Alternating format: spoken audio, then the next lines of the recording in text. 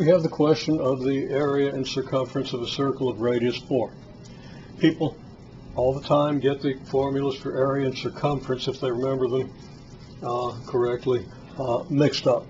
Don't do the right one the right time. The basic idea is that the area of a circle, that pi is the ratio of the circumference to the diameter, meaning that if you multiply the diameter by pi, you get the circumference. Or if you divide the circumference by pi, you get the diameter. Knowing that, you know that the circumference is pi times the diameter. Diameter is 2r, twice the radius. So this comes out right away. If you know what pi means, okay, and I commented that I think everybody over the age of 12 and any kind of ability at all should know the definition of pi in such a way that they can never forget it. And then the area is pi r squared. There's a reason for that too, but we're not going to go into that right now. So we want to find the area of a circle of circumference 12 pi. Okay, well, the circumference is 12 pi. The circumference is also 2 pi times the radius. So 2 pi r equals 12 pi, and r we solve and easily find that r is 6. And so the area is going to be pi r squared. I was looking to see if we were asked to find the diameter, but I guess we weren't. If we were, it would be 12, obviously. So the area is pi r squared, so r is 6, and we get 36 pi as the area.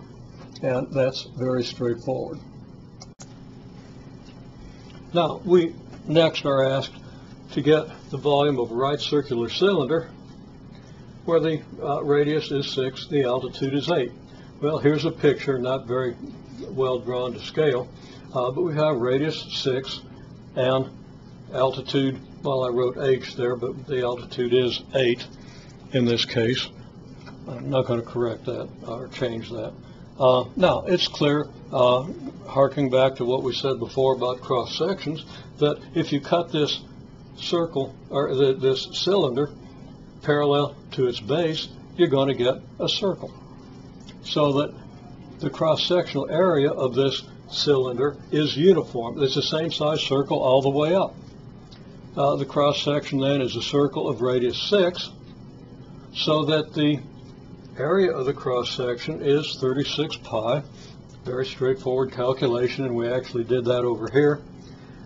It follows then that the volume is the cross-sectional area times the altitude. Remember what we said a little bit earlier.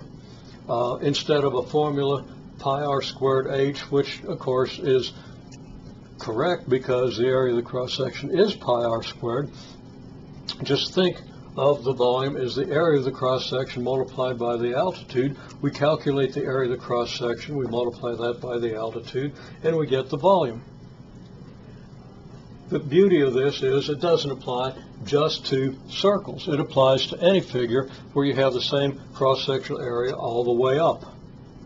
So, applying that concept to the right circular cylinder, we don't have to remember a fairly simple but maybe hard to remember formula, at least hard to retain for a long time. We can just use the principle that the volume is cross-sectional area times altitude and get the result.